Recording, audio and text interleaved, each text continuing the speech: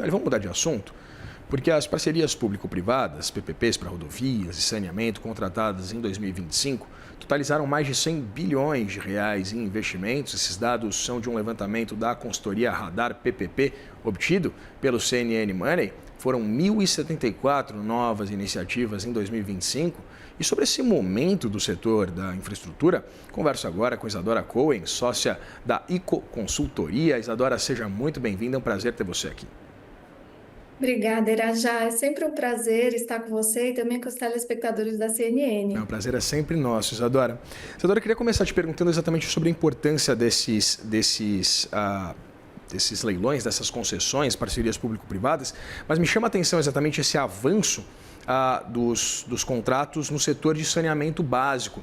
Eu queria entender se isso tem uma correlação com o ambiente regulatório mais organizado, a partir, evidentemente, do marco do saneamento, ou se seria, de fato, um gap muito significativo, haveria um gargalo do ponto de vista estrutural ainda no Brasil a ser cumprido, né? Haveria muita coisa a ser feita, ou as duas coisas?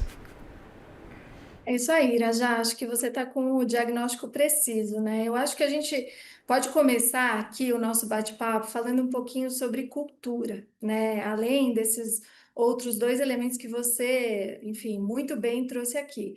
Mas olha que interessante o movimento do governo federal, que não houve grandes mudanças em termos de orientação das políticas públicas, tanto no setor de rodovias, que foi um dos que você acabou de destacar, né, do levantamento pelo Radar PPP. E no setor de rodovias, em especial, a gente tem, por exemplo, o ministro Renan mostrando que a visão dele de participação privada é muito, enfim, alinhada com o que o ministro anterior também pautava, né? Então ele fala, olha, a iniciativa privada é bem-vinda. Algo que ele já havia demonstrado, inclusive, quando era governador do Alagoas, né? E você falou aí de saneamento, a gente vai lembrar que ele foi um dos primeiros governadores a apostar nas concessões de saneamento e de forma pioneira ele deu aí o exemplo de como fazer boas concessões no setor de saneamento. E a gente até notou, Irajá, algumas provocações, no melhor sentido da palavra, entre o ministro Renan e o antigo ministro Tarcísio, para ver quem batia mais vezes o martelinho ali na B3, né? E fazia não só mais projetos, como também melhores projetos. E não à toa o setor de rodovias foi um grande destaque.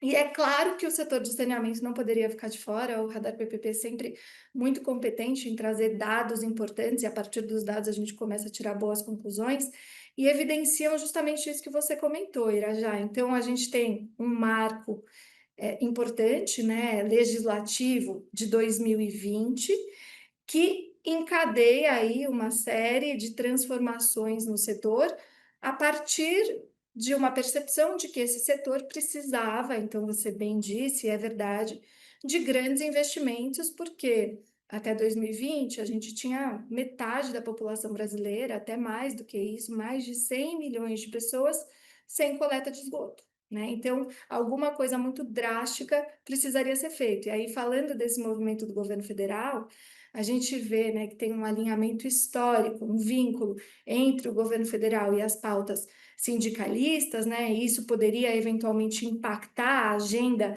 de, entre aspas, privatizações, parcerias público-privadas e concessões nesse setor do saneamento, porque ele é marcado por uma agenda corporativa das grandes estatais, né? E isso poderia eventualmente ter feito o presidente, enfim, o governo federal decidir por não apoiar esse desenvolvimento desse setor por meio da iniciativa privada, mas o que a gente nota é um BNDES que não tirou o pé da chamada fábrica de projetos, né? E aí conduziu sob a batuta, olha que interessante, da Luciene Medeiros, que é uma hipercompetente técnica do BNDES, que puxou aí a pauta, que antes, inclusive, era puxada pelo Fábio Abraão, que estava aí, né, nessa agenda, e que hoje é sócio do Paulo Guedes, né? Então, você vê, Irajá, isso é um motivo de grande celebração, né? E acho que os dados do Radar PPP mostram isso, que não houve descontinuidade da agenda de concessões em todos os setores.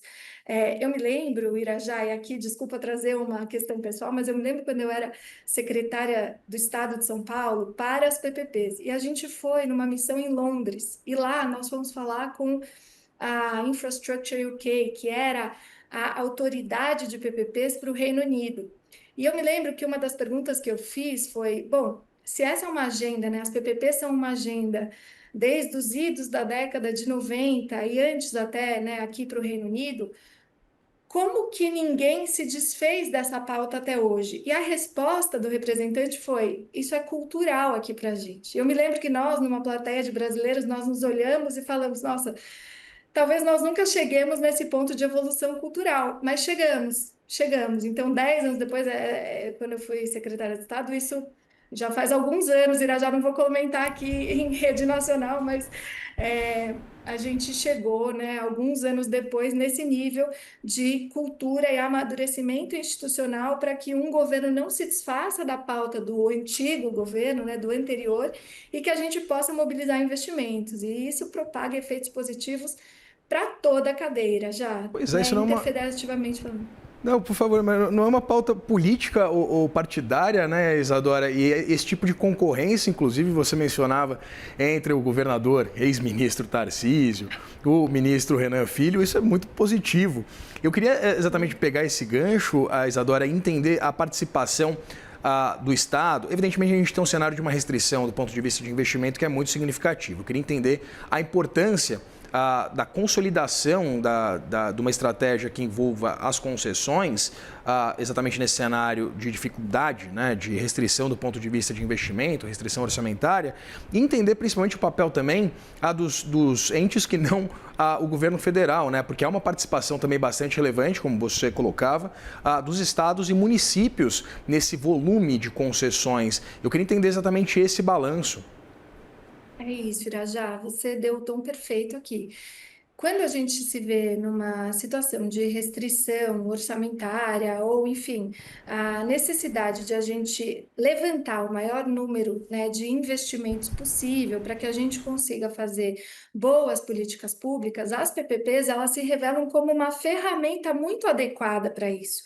Porque você consegue unir o investimento que é feito pela iniciativa privada num objetivo de política pública de longo prazo. Então, você alinha uma série de incentivos para que a iniciativa privada invista nessa infraestrutura e também zele pela manutenção e pela operação dessa infraestrutura no longo prazo, o que faz com que a gente tenha, por si só, né, de acordo com esse arranjo, uma grande eficiência do investimento que é realizado, do recurso que é colocado.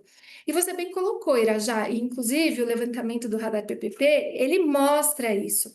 Grande destaque para os municípios. Então, quando a gente vê o governo federal levantando essa bandeira, mantendo essa bandeira, isso propaga efeitos muito positivos em todas as instâncias interfederativas. Então, nos municípios, a gente já tem um histórico muito acentuado de projetos em infraestrutura de iluminação pública, então são PPPs mais fáceis, entre aspas, de fazer, e eu vou te dizer por quê, Irajá. Quando a gente fala de PPP, a gente tem que pensar muito no que faz com que os projetos sejam atrativos para a iniciativa privada.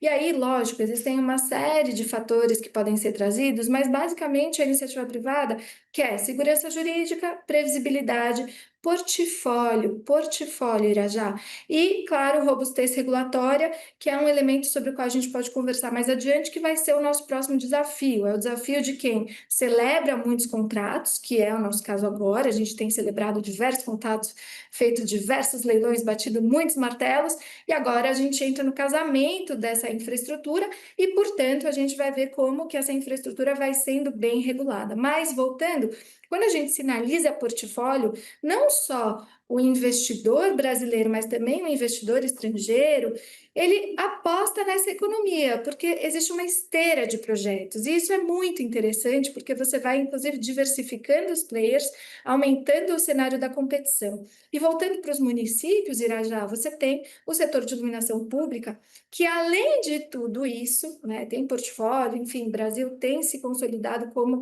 né, um país que aposta nas PPPs de iluminação pública, e os municípios já sentiram isso. Em 2025, isso também foi um destaque, por quê? Porque a COSIP ou a CIP, né, que é uma taxa vinculada aí a esse setor, ela pode ser segregada e alimentar o próprio projeto. Isso faz com que você tenha recursos destinados especificamente e, entre aspas, blindados para que a iniciativa privada possa se valer disso para fazer os investimentos necessários. Isso traz segurança para o investimento. E aproveitando, né, que os municípios estão aquecidos e que tem cada vez mais bons projetos de iluminação pública, não só nas grandes capitais, porque essas já foram, né? Aí o Radar PPP e a CNN, inclusive, destacaram que até Fortaleza, no Ceará, que era uma das que ainda não tinha apostado nesse modelo, já está com projeto na rua e a gente vai observar. Mas fazendo também um paralelo com o setor de resíduos sólidos. E aí, Irajá, eu acho que tem um grande destaque para isso, né? A gente, lógico, tem que tratar resíduos sólidos junto com o saneamento, mas eles merecem um destaque também.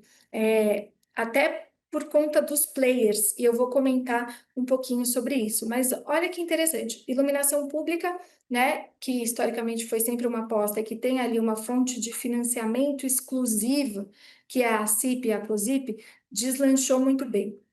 A gente vê nos prefeitos, ainda que eles sejam menos suscetíveis à pauta, à agenda, à ideologia política, um medo de apostar numa coisa que é amparada pela legislação, que é a taxa de resíduos. Dá até arrepio, né, quando a gente fala em taxa de resíduos, mas ela é possível e, na minha visão, até desejável para que a gente possa ter, inclusive, mais bons projetos de resíduos sólidos. Então, quando você consegue segregar também para esse setor de resíduos uma taxa ou uma tarifa amparada por lei, por esse marco de 2020 que a gente comentou há pouco, você talvez consegue trazer mais previsibilidade para os recursos e potencializar ainda mais as PPPs nesse setor. E ele é um setor de destaque, já te passando aí a palavra, Irajá, por quê? Porque grandes players também têm se desenvolvido e apostado nesse setor. Então, a gente vê movimentos recentes da Horizon, né, uma empresa que já era consolidada e que agora apostou ainda mais nesse setor e fez uma compra de uma outra empresa que também era protagonista no setor de resíduos, que é a Vital, do grupo Queiroz Galvão, e se tornou a maior empresa de resíduos da América Latina. E além disso, Irajá, a Egea, né? Se a gente começar a entrevista, e você bem destacou o setor de saneamento, a Egea hoje é o maior player de saneamento do Brasil e também um grande player, se a gente pensar, em nível mundial. Tá? E a Egea fez uma grande aposta, uma sinalização no setor de resíduos, comprando um dos maiores aterros também da América Latina, que é um do Rio de Janeiro, né, a Seropédica, que antes era operado pela Ciclus, né, que é do grupo Júlio Simões. Então, enfim, muitas movimentações importantes por aí, Rajá. Movimentações importantíssimas em diversos setores, né, Isadora, que são relevantíssimos também, evidentemente, para o dia a dia da população em todos os âmbitos, âmbito federal, estadual e municipal, como a gente conversou aqui. A gente conversou com Isadora Cohen, sócia da ICO Consultoria. Isadora, muito obrigado pela disponibilidade de conversar com a gente. Eu que agradeço, Irajá. Até a próxima. Até Tchau, mais. tchau. Até mais.